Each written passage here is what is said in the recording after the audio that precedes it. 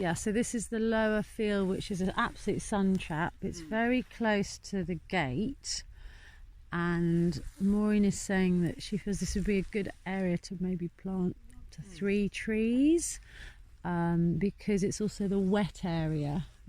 Okay, so if you planted a dip, that's where the water's going to collect in the wintertime and might block the roots. Okay. So just simply looking out for things like that, saying, right, we'll plant here, not in that divot there.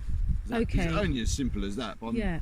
And because it is lumpy bumpy, there might be other things that have gone on here. You may find there's a heap of rubble or something. Do you know what I mean? Yeah, yeah. Or would it potentially be, wouldn't have anything to do with rabbit? What, there's a lot of rabbits around. Yeah, and that's going to be quite an issue. So we can supply rabbit guards, but you may still actually want to try and fence each tree off a little bit, because they can be a bit voracious. You know, they can really go for things. Once they get a taste for the bark, they'll be on their back legs and everything.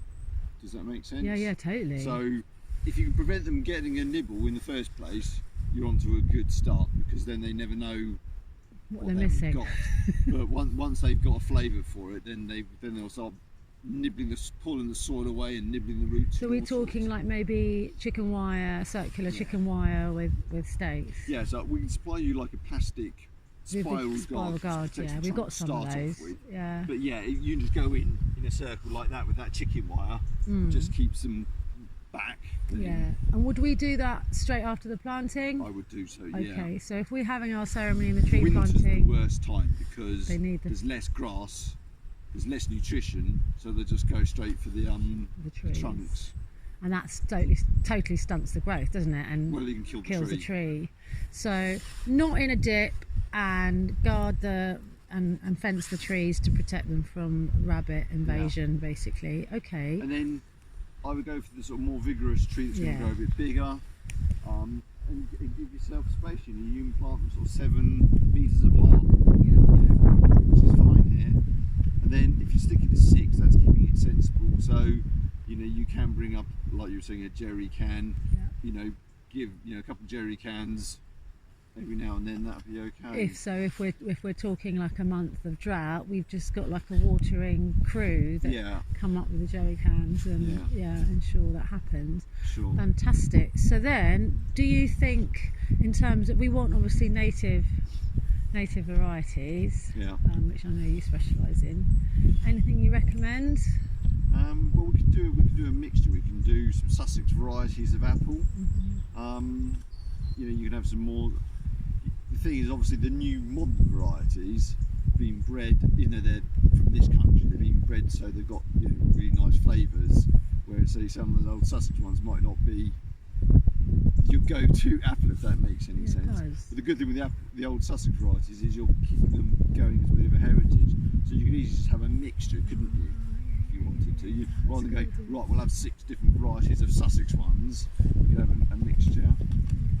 Because it'd be nice to feel that the families can come back in years to come and help with, say, apple pressing. Yeah. You know, and make an apple juice. Or so. It would be great if they are, I think, edible varieties, but equally heritage variety to keep that sustainability. I'm just saying, you know, the heritage ones are eatable. They're not necessarily the best.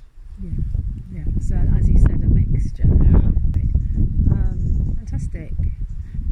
How deep do we want to go? Are we talking a spade deep with those ones I seem to remember? So the one you had before was like a bare rooted tree. These ones are containerised, so you need to be going down that sort of depth. Okay. So you're sort of digging a hole that sort of size. Yeah. You're going to have the stakes to stop them blowing in the wind so they can bind with the soil. Is there any reason why a hole should be dug like an hour, 2 hours before? That's not a problem. No, so the kids can help and the family with the digging. I wouldn't go digging it days in advance, because it'll fill with water, and then you don't want to be planting into a hole of water. It's funny, because literally 3 weeks ago I was telling everyone, dig your hole in advance, fill it with water to try and soak the soil, and now because don't dig in advance. Exactly. So much depends, doesn't it? Yeah. Month by month. Yeah. So I don't think that this has got, I certainly know it's clay soil generally here, aren't we? So we're not talking hard rocky land. No. So that's fine for families helping to do the digging. And I made the mistake before of putting blood, fish and bone down, thinking that was a nice natural fertiliser. And this was with whips though, and then they were all dug up by badgers because they were Yeah, I suppose. Yeah, I've not thought of it like that. I think with the existing soil, you're going to be fine. You don't need to add anything. It's nice to and nice and nutritious as it is, hopefully. Yeah. Great. I mean, Okay. yeah. The only time you worry is when it's being cultivated, backwards and forwards by farmers. But this hasn't been. No, it hasn't been. And then the other thing you're just Confused. going to want to do is to stop the weeds and the grass growing up around them. Yeah. So, if you can get some wood chip like mulch and that sort of stuff to mulch around the bottom of them, Okay. that will all help. What about, have you seen any orchards or any area tree planting projects where maybe wildflowers have been planted underneath, like the spring flowers, so obviously before the leaf? I tend to due say weight. don't do that sort of thing to start with, because you really want the trees getting as much water, as much nutrients for the tree to grow, not being held back by Others. anything competing. When the trees are maturer, So the ones that are here that are already established, yeah, that then would be that's fine. not a problem. Yeah. Okay, I think we're covered then. So the mulch, and would you put the mulch inside the chicken wide area or outside? Literally round the trunk. Yeah, and then beyond. how wide? Could you show me with your hands? How wide do you so think? if you dig your hole that sort of size, Yep.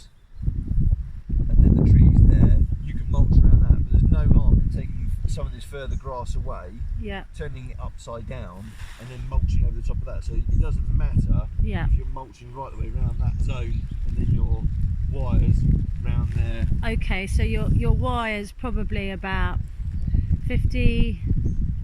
75 centimetres. 75 centimetres, Yeah. across. Okay. Brilliant.